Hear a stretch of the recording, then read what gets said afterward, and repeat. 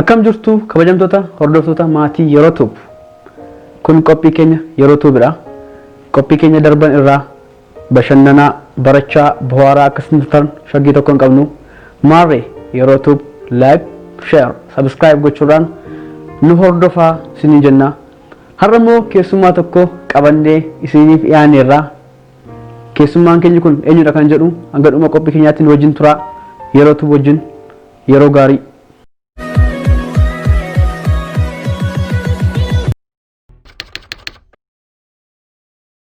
Ani maqaan koo Waloobsumaan Taasifamuun jedhama.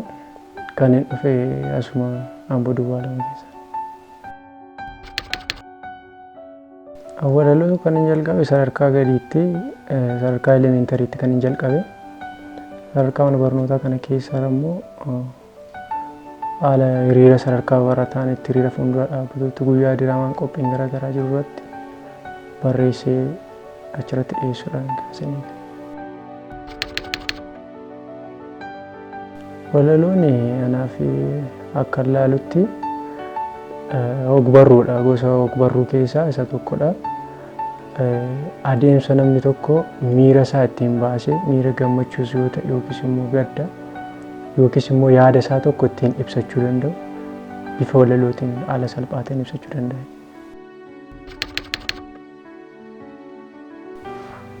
Walaloon koo yeroo kanatti qabu kaayyoo jedha.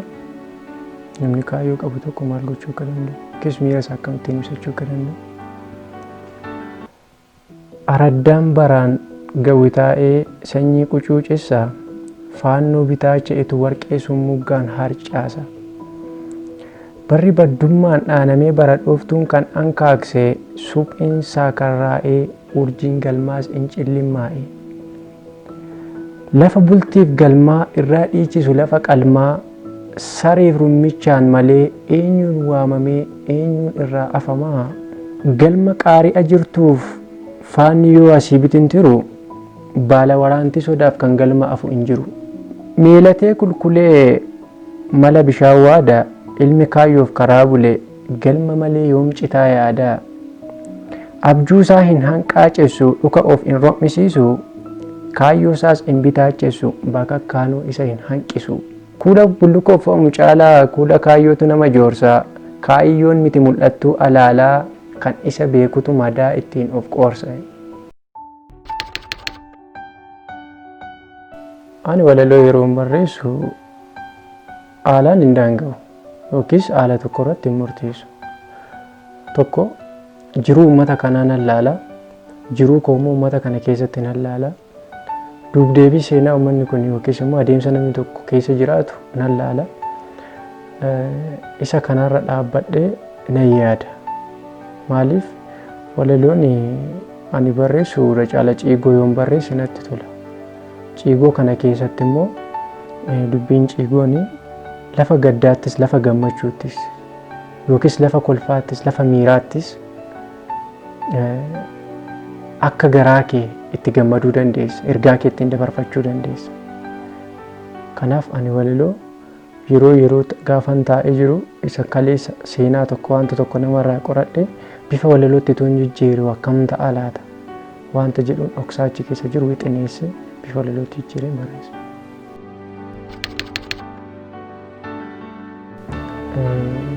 Anaan wanti na bashannansiisu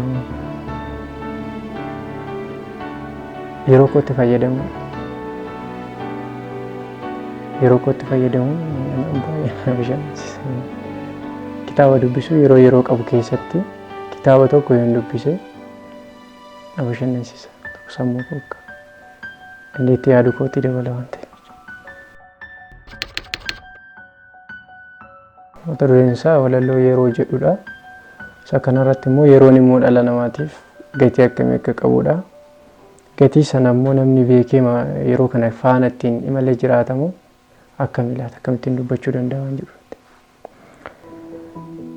Ati qabee kooti caayaan jiruuf maggaluu dhimbiibduu san saktuu seexaan siin calaluu kaametti awwaa caaltu uumaatu sinaaf sararee hiree koo sakaaltee sumatu na dhaale nas tujaaree daayimandiif warqeen sinaaf ingitu lubbuu situ hanqaaqe mootiin suma samii gadittuu beekaaf wallaalaa tujaaraaf didheessi kolonii keetti buluu suba deege hiyyeessi siin ofitti sakaalee kan lubbuun siin dabaalu tulluu caalu ta'e ifa addeessarra caalu ati anaaf cancala riqaa imala jiruu koo eenyutu sinaaf caalaa uumaa gaditti suma wiirtuun lafee koo si keessattan of summuga bara hiree koo ati hiree kooti eenyu sinaaf ingitu qaroo hardiin ibsattu yeroo amma baraaf warra baraa ibsitu.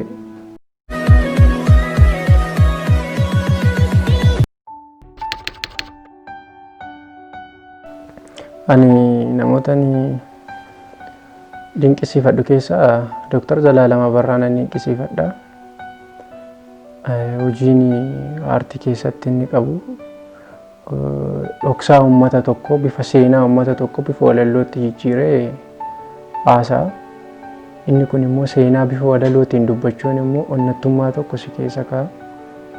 Dabalataan immoo waloo falmataa taarraqanii nan ajaa'ibsiifadha yeroo kamittillee.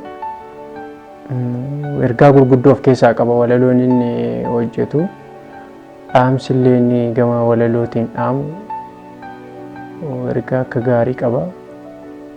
Isaan kun anaaf fakkeenya kooti.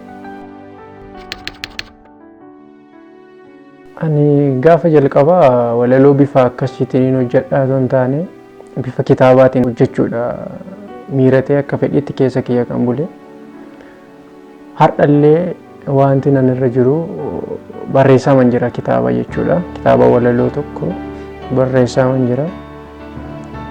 Isa immoo yoo Rabbi na gargaare yeroo dhiyootti uummata kanaan nan ga'a jedhee yaada.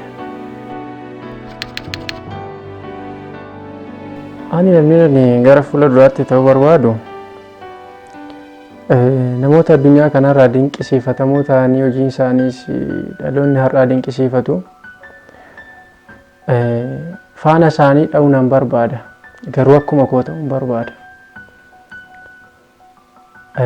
Ani namni hin ta'uu barbaadu gara fuula duraatti aartii uummata kanaa sadarkaa hin gahamne jedhu irra dabarsee sadarkaa gahameera yookiis fooyyee argateera jedhutti aartii uummata kanaa keessatti bifa ogbarruutiin bifa karaa kitaaba walalootiin amma deemee barreessaa cimaa ta'uun barbaada. Walaloon koo tokko bara waaqa jedha mata dureensaa. Maraatuu gabaatti erganii ergata fidaaf hin eeggatanii ollaa sooressaa bulanii hiyyeessa fooliin gaafatanii. Tiruu lafee hin qabne dirraaf hin abdatanii ilma seenaa hin falanne makkoottiin ergatanii. Weessoo aannan yaasu itittuuf hin yaadanii leenca illeetti moote gidiraan gaafatanii. Arba du'aa fakkaatu ciisee tisiisatu irraa cidheeffata doqna gumbiin duude maaltu kennaaf abdata. Saree diidaa foorichi harreetu manaa alaakaa gaafa biiftuun ifa didde hirbuu qabantu ankaaka. Lafa gabaa dhaqanii boo'icha hin arganii dukkana alaa mana goode xombooraan injifatanii bara waaq namaa fale lafa abjuu kan galani.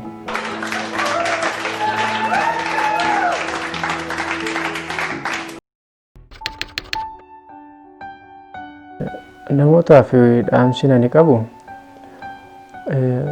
duruma dudduubarraa kaasee gama artistootaanis haa ta'u gama aartii kamiiniyyuu rakkinni jiru maanni yoo jedhani tokko kitaaba uummanni keenya dubbisaa hin jiru hin jedhama. Uummanni keenyas immoo aartii dhimma itti ba'aa hin jirus hin jedhama. Yeroon gaafiin akkasii kan jira. Inni guddaan qeeqa uummatatti yookiis immoo uummanni keenya akkas ta'eera kitaaba dubbisaa hin jiru jennee kaasnu uummata keenya irratti qeeqa akkasii kaasnu kana tokko ofuma keenyaa dubbisnee argamudha. Inni carraan dursaa jechuudha. Lammata immoo eenyumtiyyuu namni dachee kanarratti dhufe kamiyyuu kaayyoo dhufeef kaayyoo mataa isaatii qaba. Isinis warri yeroo tiibii carraa kana naa kennitanii waan asitti naaf feertaniif guddaa galatoomaa jechuun barbaada karaa gamtaatti. Kabajamtoota maatii yeroo tuub qophiin guyyaarraaf qopheeffannee kan hanga ammaatti ilaaltan fakkaataa keessummaa keenya wajjin turtii gaarii taasisni reennee yaannaa qophii keessummaa keenya wajjin gooneen akkasin barachaa bashannanaa turtan bohaaraa turtan abdii guddaa qabnaa maarree hanga qophii biraan walitti deebinutti yeroo gaarii.